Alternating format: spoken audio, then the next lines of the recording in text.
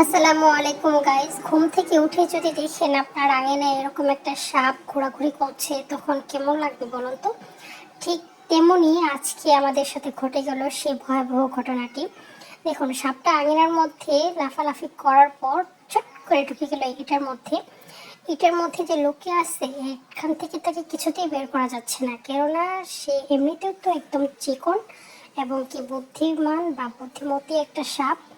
তো যাই হোক, কিছুতেই বের হচ্ছিল না। তখন কিছু লোক বললো যে তোমরা আগুন লাগিয়ে দাও, কেননা আগুন লাগিয়ে দিলে সাপ খুব তাড়াতাড়ি বের হবে, নয়তো বা সাপ তো আগুন দেখে ভয় পায়।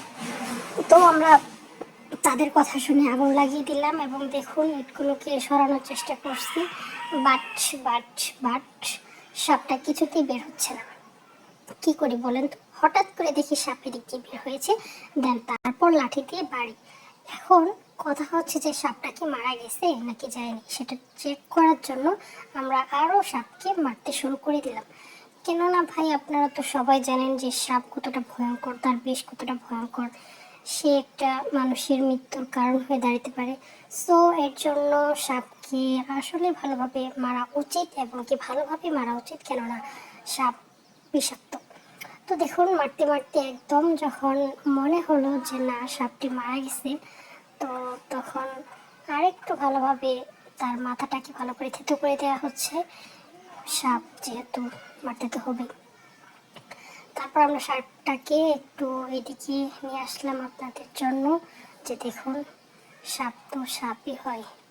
সাপ হোক কিংবা সাপের বাপ, সবই তো বিষাক্ত। তো তারপর সবাই বললো যে এটা ফেলে দাও।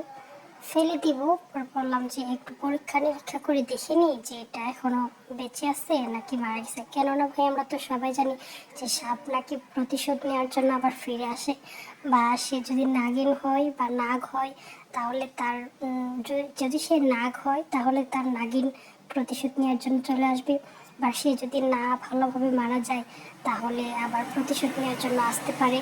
বাই দ্য ওয়ে, এগুলা হচ্ছে মন গড়া নাটক, সিনেমার ডায়লগ বা কাহিনী, যাই বলুন না কেন, এইসব আসলে আমরা এই যুগে এসে আর ট্রাস্ট করি না। তো এগুলো একটু মশকরা করলাম আপনাদের সাথে। এই যে সাপ নিয়ে একটু ভালোভাবে দেখছিলাম, যেহেতু আমি কখনো সাপ ওইভাবে দেখি নাই, তো ভাবলাম যে একটু সাপকে কাছ থেকে দেখি, যে কাছ থেকে দেখতে সাপ কেমন লাগে। তো দেখার জন্য আপনাদেরকে অনেক ধন্যবাদ। ভালো থাকবেন, আল্লাহ হাফিজ।